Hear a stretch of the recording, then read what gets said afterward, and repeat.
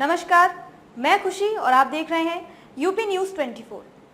आइए नजर डालते हैं आज की बड़ी खबर पर। इलेक्ट्रिक वाहनों को लेकर दिल्ली सरकार ने लिया बड़ा फैसला। मार्च तक करने जा रही है ये काम।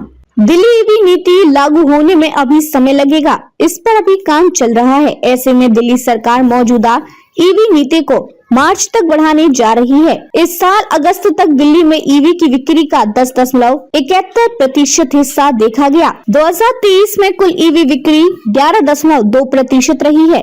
सरकार ने कहा कि जिन लोगों ने नीति के रहने के दौरान 6 महीनों में सब्सिडी के लिए आवेदन किया है, उन्हें राशि, सब्सिडी और लाभ मिलेगा। अगस्त 2023 में समाप्त हो गई थी नीति। बता दें कि ये नीति 3 साल बाद अगस्त 2023 में समाप्त हो गई। सरकार ने इसे दिसंबर 2023 तक 6 महीने के लिए बढ़ा दिया था।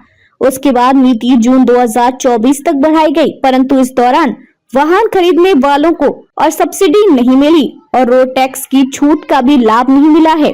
परिवहन मंत्री कैलाश गहलोत ने अपने विभाग को इस नीति के विस्तार के संबंध में प्रस्ताव तैयार करने और मंजूरी के लिए कैबिनेट के समक्ष फाइल प्रस्तुत करने का निर्देश दिया है। इसके साथ ही नए ई वाहन की खरीद के बाद दिल्ली सरकार की सब्सिडी और रोड टैक्स में छूट जैसे अन्य लाभों के लिए लाभार्थियों का इंतजार जल्द ही खत्म होने की संभावना है। कैबिनेट की बैठक होने की उम्मीद। अब जब नई सीएम आतिशी नियुक्त हो गई हैं, तो हम आने वाले सप्ताह में कैबिनेट की बैठक होने की उम्मीद कर रहे हैं और नीति को विस्तार मिलेगा। परिवहन विभाग द्वारा साझा किए गए डेटा के अनुसार 2020 से दिल्ली में पंजीकृत कुल वाहनों में से 9% इलेक्ट्रिक थे।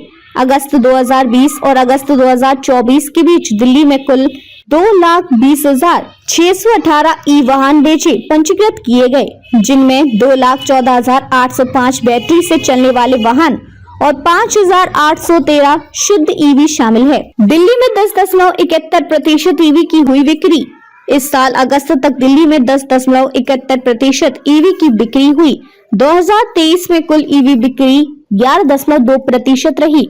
डेटा से पता चलता है कि इस साल जनवरी से अगस्त के बीच दिल्ली में 53,587 ई वाहन बेचे गए और पंजीकृत किए गए। इनमें 595 बसें, 15,626 ई रिक्शा और ई रिक्शा गाड़ियां, 418 मालवाहक, 1,760 कैब, 3,745 कारें, 25,008 दो पहिया वाहन, 6,414 तिपहिया वाहन, यात्री और माल दोनों सहित और 117 मोटर चलित साइकिलें शामिल हैं। खबरों में अब तक के लिए बस इतना ही। फिर होगी आपसे मुलाकात ऐसी ही एक और बड़ी खबर के साथ। तब तक के लिए नमस्कार और देखते रहिए यूपी न्यूज 24। ऐसे ही लेटेस्ट अपडेट्स पाने के लिए हमारे चैनल यूपी न्यूज 24 को सब्सक्राइब करें और बेल आइकन दबाना ना भूलें, जिससे आपको लेटेस्ट अपडेट्स का नोटिफिकेशन मिल जाए।